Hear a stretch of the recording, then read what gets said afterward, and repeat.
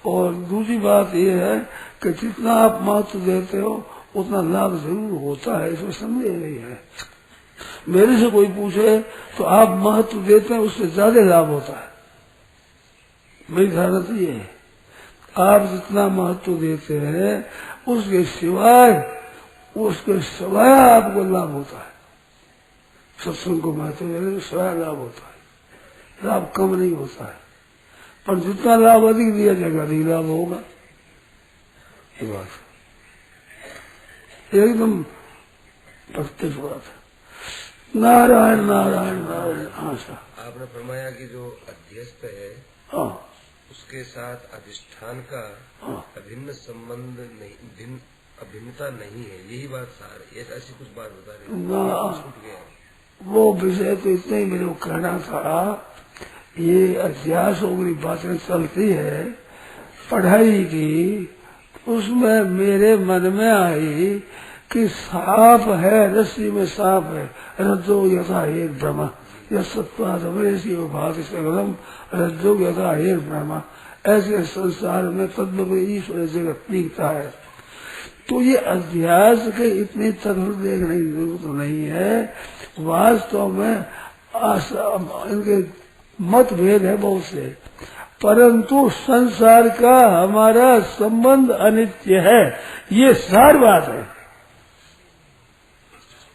शरीर का संबंध हमारे कितना रहने वाला है, रहने वाला है क्या? द्रव्य के साथ, कुटुंब के साथ, शरीर के साथ, विद्या बुद्धि के साथ, योग्यता के साथ हमारा संबंध रहने वाला संबंध अध्यस्त है। बस अध्यास करते रहो यार, कोई फायदा नहीं है। मेरे मन में आई सार चीज तो और है। मानो हमारा संसार का संबंध नहीं है, बात तो है ये। रसाध्यास, ज्ञानाध्यास, संबंधाध्यास, समझ संसर्गाध्यास, अन्योन्याध्यास, अन्यत्राध्यास, और कुछ नहीं पढ़ रही है। क्यों पढ़ रहे क्यों? इतना साबिती है कि इनका संबंध हमारा नहीं रहने वाला, संसार का संबंध नहीं रहने वाला है, बात इसकी। तो संबंध अंत ही तो तजेंगे पामर तू न चले वही थे मन पसते प्राणी। अंत में तो वियोग होगा ही, तो अब भी मन से वियोग रखे। सेवा करने का संबंध है कि सबकी सेवा कर रहे, पर अपने लिए किसी की संबंध कोई संबंध नहीं रखे।